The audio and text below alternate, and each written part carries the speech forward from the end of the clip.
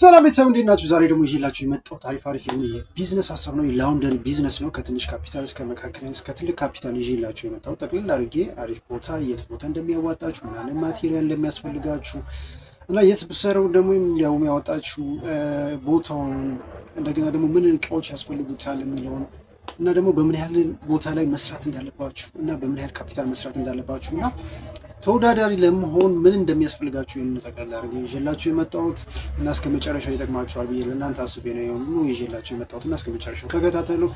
ወደ መጀመሪያው የላውንደሪ ቢዝነስ ሲሄድ ላውንደሪ ቢዝነስ እንግዲህ በአሁኑ ሰዓት አዋጭ ከሚባሉ የቢዝነስ ሀሳቦች አንዱ ነው እና ላውንደሪ ቢዝነስ በትንሽ ካፒታል በመካከለኛ እና በትልቅ ካፒታል ያለውን ከስንት ጀምሮ በስንት ካፒታል መነሳት እንዳለባችሁ እሱን ይዤላችሁ የመጣሁት እና ወደ ጉዳዩ ስገባ ላውንደሪ ቢዝነስ እንግዲህ ከትንሽ ካፒታል ስነሳ ከ200 ሺህ እስከ 500 ሺህ ካላችሁ በዚህ ካፒታል መነሳት ትችላላችሁ። ያው እንደምታውቁት ከ200 ሺህ እስከ 500 ሺህ ብር ባላችሁ ካፒታል በትንሽ ካፒታል መነሳት ትችላላችሁ። በመካከለኛ ካፒታል ደግሞ ከ500 ሺህ እስከ 1.5 ሚሊዮን ባለው የላውንደሪ ቢዝነስ መክፈት ትችላላችሁ። እንደዚሁም ደግሞ በከፍተኛ በሆነ የላውንደሪ ቢዝነስ ከመክፈት ከፈለጋችሁ ደግሞ ከ1.5 በላይ ያስፈልጋችኋል ማለት ነው። ይሄ በጀቱ ነው እንግዲህ የላውንደሪ ቢዝነስ ለመክፈት የሚያስፈልጋችሁ በጀት ነው የሚያስፈልገው። ሌላው ደግሞ በተጨማሪያችሁ እንግዲህ ላውንደሪ ቢዝነስ ምን ያስፈልጋል ለምትሉት እንግዲህ ያው ፈቃድ ያስፈልጋችኋል፣ ግድ ነው። አንድ ስራ ለመጀመር ፈቃድ ያስፈልጋችኋል። ሌላው ደግሞ የስራ ቦታ ነው። የስራ ቦታ አንድ አነስተኛ የሆነ የላውንደሪ ቢዝነስ ለመክፈት ከ20 ካሬ እስከ 50 ካሬ ቦታ ያስፈልጋችኋል። ያው ማሽኖቹ የሚቀመጡበት ማጠቢያ ማሽኖቹ፣ እንደዚሁም ልብሶቻችሁ፣ ሼልፎቹ ምናምን የሚደረደሩበት እንደገና ካውያ የሚታረጉበት ቦታ እነዚህ ከ20 ካሬ እስከ 50 ካሬ ባለው ያስፈልጋችኋል ማለት ነው። ሌላው ደግሞ ምንድነው የሚያስፈልጋችሁ ልብስ ማሽን ነው። የልብስ ማሽን ማድረቂያ መስቂያዎች፣ እነዚህ እንትኖች፣ ሳሙናዎች፣ ዲተርጀንቶች እንደገና ደግሞ ሶፍትነር ያስፈልጋቸዋል፣ ማለስለሻ ማለት ነው። ከጠቡ በኋላ ማለስለሻ ሳሙናዎች ያስፈልጋቸዋል። እንደገና ደግሞ ክሎሪክስ ወይም ደግሞ በረኪና እነዚህ ነጭ ልብሶችን ለማንጣት የሚያገለግል ናቸው። እነዚህ ሁሉ ያስፈልጋቸው። ከዛ አይረን ቦክስ ማለት እንትን አይረን ካውያ ማለት ነው። ካውያ የብረቱ ቢሆን ደግሞ በተለይ ስቲም ያለው እሱ የተሻለ ነው።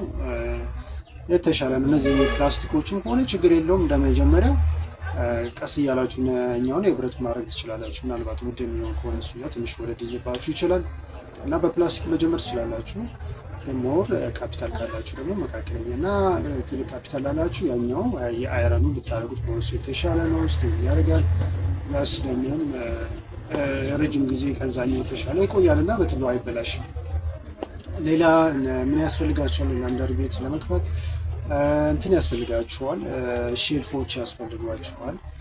ሼልፍ ማለት ልብሶቹን ካጠባችሁ በኋላ አጣጥፋችሁ ተኩሳችሁ የምታስቀምጡበት ሼልፎች ያስፈልጋችኋል። የልብስ ሊሆን ይችላል፣ ጠረጴዛ ልብሶች፣ የተለያዩ ልብሶችን ሱፎችን እና የምታዩበት ይሆናል። ሱፍ ግን የራሱ እጥበት ያስፈልገዋል እና በጥንቃቄ ስለሚታጠቡ የሱፍ ልብሶች እና ይሄን የመሳሰለ ሼልፎች ያስፈልጋል ብያለሁ። እንደገና ደግሞ በተጨማሪ የጠረጴዛ ያስፈልጋል ወይም ደግሞ የካውያ መተኮሻ ከፈለጋችሁ ጠረጴዛ በእንጨት በጣውላ የሚሰራ ጠረጴዛ እሱ ማድረግ ትችላላችሁ። እንደገና ደግሞ የአይረን ያደረገ የካውያው መተኮሻ ጠረጴዛ የሚሸጠው 6,000-7,000 አካባቢ ነው የሚሸጠው። እንደዛ አካባቢ ነው 6,000-7,000 ብር ነው የሚሸጠው። አነስ ያለውን መግዛት ትችላላችሁ እንደመጀመሪያ። በተጨማሪ እንግዲህ የሚያስፈልጋችሁ እነዚህ ሳሙናዎች ናቸው እና እነዚህ የመሳሰሉ ነገሮች፣ ጠረጴዛ፣ ወንበሮች ያስፈልጓቸዋል። እንደገና ደግሞ ደረሰኝ መጻፍ ያስፈልጓቸዋል። ኮምፒውተር ወይ ስልክ ያስፈልጋቸዋል። እንደገና የውሃ ታንከር ግድ ነው። የውሃ ታንከር ያስፈልጋቸዋል። ምክንያቱም እኛ ጋር ውሃ እንደምታዩት በፈረቃ ነው። ዛሬ ይሄዳል ነገ አይመጣም ምናምን። እዚህ ውሃ የምታጠራቅሙበት የውሃ ታንከር ያስፈልጋቸዋል። ባሊዎች ያስፈልጓቸዋል። እነዚህ ሳፋዎች ምናምን ነገር ያስፈልጓቸዋል። በተጨማሪ ደግሞ ጄኔሬተር፣ ምናልባት ልብስ ኤኒታይም እንግዶች ምናልባት መጥተው ሊወስዱ ይችላሉና መብራት ደግሞ ኤኒታይም ሊጠፋ ይችላል። ስለዚህ አነስ ያለች ጄኔሬተር ያስፈልጋቸዋል ለማለት ነው።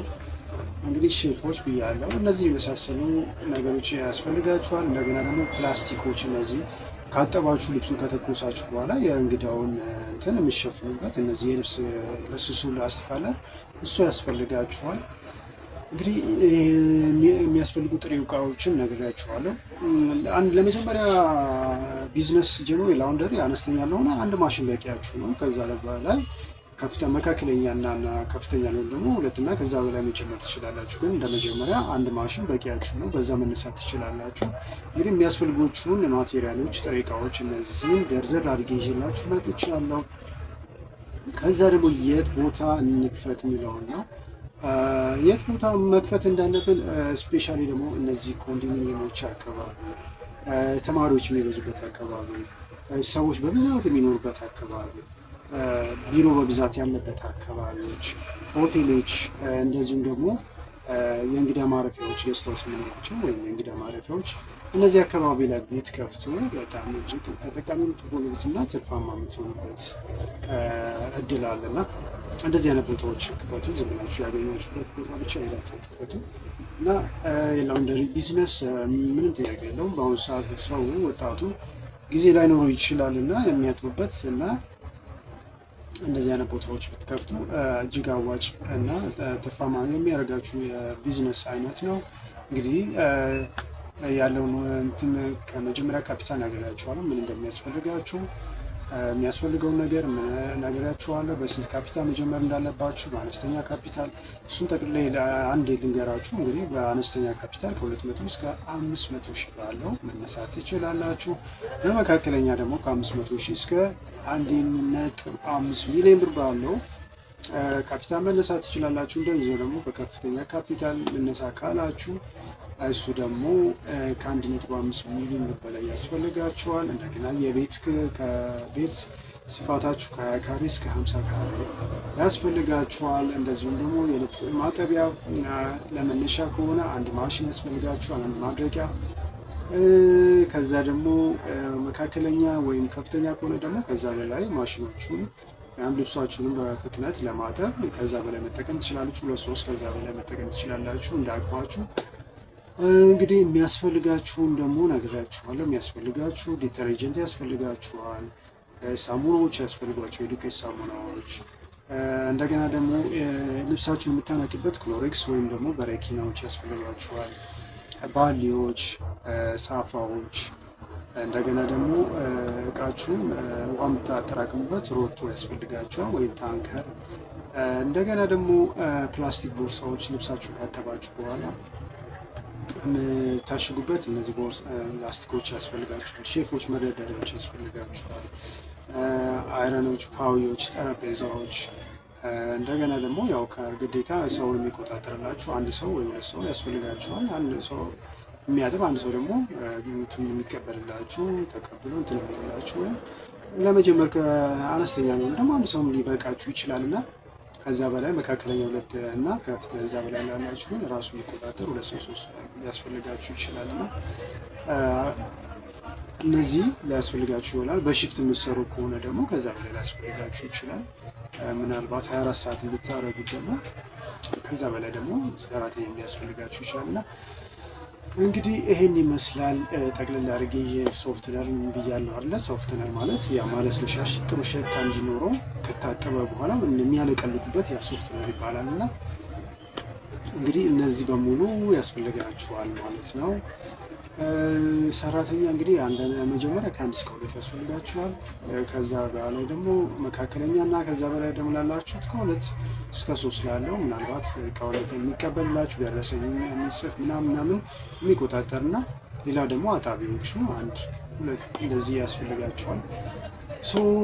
እንዴት ተወዳዳሪ መሆን ይቻላል በመጨረሻ የሚለው እንግዲህ ለላውንደሪ ቢዝነስ ተወዳዳሪ ለሚሆን እንደ መጀመሪያችሁ ነፃ አገልግሎት ዲሊቨሪ ቢሰጡ፣ ቤት ለቤት እየሄዳችሁ ዲሊቨሪ ብታደርጉ ሞር ለእናንተ ሰው ያለው እንትን ወደ እናንተ ሰዎችን መሳብ ትችላላችሁ። ነፃ ዲሊቨሪ ከዛ ቀስ እያላችሁ ባይሆን እንትን መጠየቅ ትችላላችሁ። ግን ለመጀመሪያ አሁን ነፃ ዲሊቨሪ ብታደርጉ ሰዎች ሞር ወደ እናንተ ይመጣሉ። ምክንያቱም የእነሱን ስራ አቀለላችሁላችሁ ማለት ነው። ምናልባት ቸኩለው ሊወጡ ይችላሉ።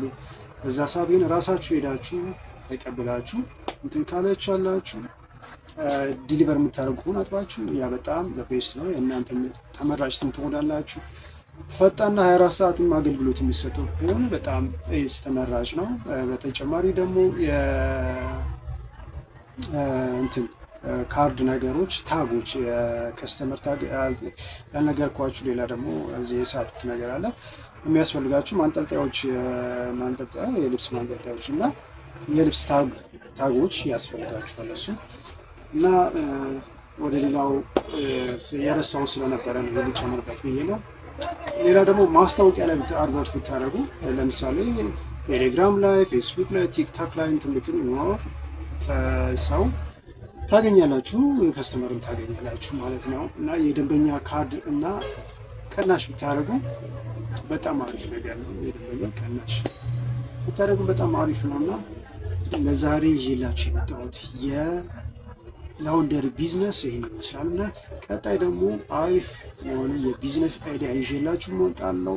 የሚያስፈልጋችሁን ተንትኜ በስነ ስርዓት አብራሪቼ ነው ይዤላችሁ የምመጣው። እንግዲህ ለዛሬ ይህን ይዤላችሁ መጥቻለሁ። ቀጣይ እስከምንገናኝ ቻው። እና አስተያየት በዚህ አጋጣሚ አስተያየት ምናምን ካላችሁ ላይክ እና ሰብስክራይብ ማድረጋችሁን አትርሱ። እኔም ማበረታቻ ነው፣ ለእናንተም ደግሞ አሪፍ አሪፍ ነገር ይዤላችሁ እመጣለሁ። እንግዲህ በቀጣይ ደግሞ ደህና ነገር ይዤላችሁ እመጣለሁ እና መልካም ቻው። አመሰግናለሁ።